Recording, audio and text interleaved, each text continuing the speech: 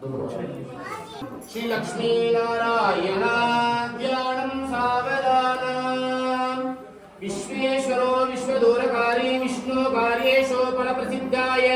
विघ्नेश्वरो नाम सुरेश पूज्य मधुरावाक्यं मनदो भवन्तो सोमूर्तो सावधानम् सुलग्ने सावधानम् लक्ष्मी नारायण ध्यानं सावधानम्